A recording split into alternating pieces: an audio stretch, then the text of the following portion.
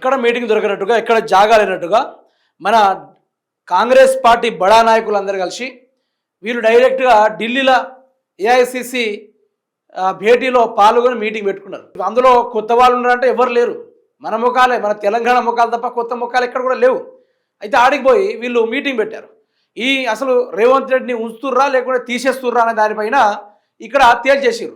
మల్లికార్జున ఖర్గే గత 2 రోజుల నుంచి రేవంత్ రెడ్డికి చెప్పడం వల్ల కేసీ వేణుగోపాల్ కూడా రేవంత్ రెడ్డి పైన సీరియస్ అవ్వడం, నువ్వు మంత్రులను లెక్క చేయడం లేదు, ఏఐసిసి వాళ్ళని లెక్క చేయడం లేదు, టీపీసీ వాళ్ళని లెక్క చేయడం లేదు, అందులోనూ తెలంగాణ రాష్ట్రంలో ఎమ్మెల్యేని అసలే లెక్క చేయడం లేదు, పార్టీని ఉంచుదాం అనుకుంటున్నావా తీసేద్దాం అనుకుంటున్నావా, ఇక నువ్వు తోక జాడిస్తే మాత్రం నిన్నే జాడించాల్సిన అవసరం ఉంటుందని చెప్పేసి మాట్లాడడం కూడా జరిగింది. దీంతో ఇక రేవంత్ రెడ్డి ఏం చేయాలని అర్థం కాక సతమతం అయిపోయి వాళ్ళు చెప్పిందే వినుకుంటూ కూర్చున్నాడు తప్ప ఇక వేరే ముచ్చట్లేదు, అక్కడ వేరే స్టంటెట్ లేదు. మీరే చూడుర్రి.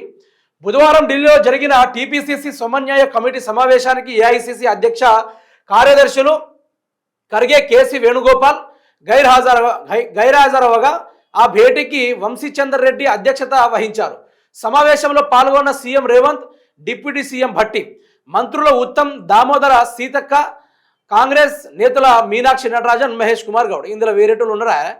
మొత్తం మనోలే ఉన్నారు కదా, వేరే ముచ్చట లేదు. ఇక్కడ తోక జాడిస్తే కట్ చేస్తాం, కాంగ్రెస్లో ప్రభుత్వం కాదు, పార్టీయే సుప్రీం, రాష్ట్ర ప్రభుత్వాది నేతలకు హైకమాండ్ సంకేతం. ఢిల్లీలో వంశీచందర్ రెడ్డి అధ్యక్షతన సమావేశం. సీఎం, పీసీసీ చీఫ్ మంత్రులకు ఘోర అవమానం. సమన్వయ భేటీకి ఖర్గే, కేసీ వేణుగోపాల్ డుమ్మా.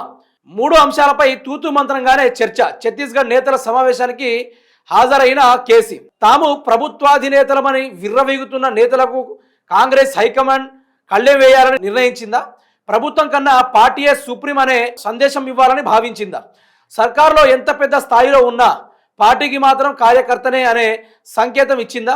ఢిల్లీలో బుధవారం జరిగిన తెలంగాణ కాంగ్రెస్ పార్టీ సమన్వయ కమిటీ సమావేశమే ప్రత్యక్ష సాక్ష్యమా? ప్రభుత్వంలో కీలక వ్యక్తులు ఢిల్లీకి పిలిపించి ఉద్దేశపూర్వకంగానే వంశీచందర్ రెడ్డి. అయితే హైలైట్ చెప్పాలంటే రేవంత్ రెడ్డి గారిని నువ్వు బాగా ఓవర్ చేస్తా ఉన్నావు, ఎంత గొప్పోడివైనా, ఎంత కాంగ్రెస్ పార్టీని లేపినోడివైనా నువ్వు కూడా సామాన్య కార్యకర్తవే. రాష్ట్ర ప్రభుత్వాల కన్నా కేంద్ర ప్రభుత్వమే గొప్పది, కేంద్రం చెప్పినట్టు నడుచుకోవాలి, ఎక్కువ తక్కువ తోక దాడిస్తే కట్ చేయాల్సి ఉంటుందని చెప్పేసి రేవంత్ రెడ్డి గారికి ఆదేశాలు ఇచ్చారట. నిన్న ఆదేశాలు ఇవ్వడంతో అందులో మనోళ్ళు ఆడిపోయి మీటింగ్ పెట్టుకున్నారు. ఢిల్లీకి హుటాహుటిన పోయి ఓ 10 మంది ఆడకు పోయి మంచి మీటింగ్లు పెట్టుకొని చికెన్లు లంచ్ బ్రేక్లో చికెన్ బిర్యానీలు, సాయంత్రం డిన్నర్ల మటన్ ఏపుడు గిట్లా తిని ఎంజాయ్ చేస్తూ ఉంటారు ఆడ. కానీ తెలంగాణలో అయితే వీళ్ళకి జాగలేదు మీటింగ్ పెట్టుకోవడానికి. అక్కడ ఏం లేదబ్బా, రేవంత్ రెడ్డి మీద తీవ్ర ఒత్తిడి వచ్చింది. కాంగ్రెస్ పార్టీ మీనాక్షి నటరాజన్ గారు నిర్వహించిన ఆ యొక్క గ్రౌండ్ రిపోర్ట్ ఏదైతే ఉందో, జననాడి అయినా కానీ కాంగ్రెస్ పార్టీ ఎమ్మెల్యేలకు సంబంధించిన వాళ్ళు కానీ కాంగ్రెస్ కార్యకర్తలు కానీ వీళ్ళందరి దగ్గర నుంచి రేవంత్ రెడ్డి యొక్క ఆదరణ ఎలా ఉంది మీ దగ్గర అని చూస్తే అక్కడ ప్రతి చోట 10%, 20%, 30%, 30% దాటిపోలేదట రేవంత్ రెడ్డి గారి యొక్క పరిపాలన పైన కానీ ఆయన వ్యవహార శైలి పైన కానీ. ఇలా చేయడం వల్ల కేసీ వేణుగోపాల్ గారు ఆయన పైన మండిపడ్డారు, రాహుల్ గాంధీ కూడా ఆయన పైన మండిపడ్డారు, మల్లికార్జున ఖర్గే కూడా ఆయన పైన మండిపడ్డారు. ఇట్లాంటి చర్యలు మానుకో, ఇట్లాంటి చేసే కార్యక్రమాలు బంద్ పెట్టు అని చెప్పేసి ఆయన మీద తిరగబడే చరిత్ర కూడా కనబడుతుంది మనకు. అయితే ప్రధానంగా మాట్లాడుకోవాల్సింది ఏంటంటే అసలు వీళ్ళు దేనికోసం వెళ్తూ ఉంటారు ఢిల్లీకి? తెలంగాణ ప్రయోజనాల కోసం వెళ్తలేరు.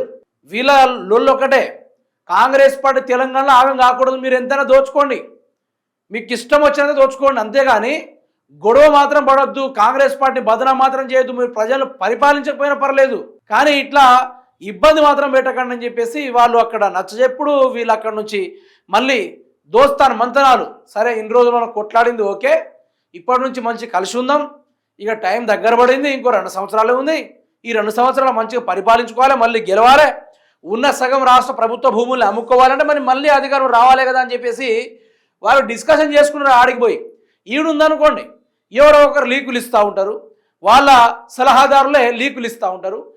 అక్కడ జరిగిన మొత్తం ఇక్కడ బీఆర్ఎస్ పార్టీకి లీకులు ఇస్తూ ఉంటే రేవంత్ రెడ్డి ఆయనకు సంబంధించిన ఆ ప్రతి ఒక్కళ్ళను దూరం పెట్టేసి ఏకాంతంగా మీటింగ్ పెట్టుకొని కడుపులో ఉన్నంత కక్కేసుకొని వీళ్ళు దోచుకుందాం కానీ లొల్లి మాత్రం పెట్టుకోదు నాయన అనుకొని ఈరోజు చిన్న మాట సంధికి రావడం కూడా జరిగింది.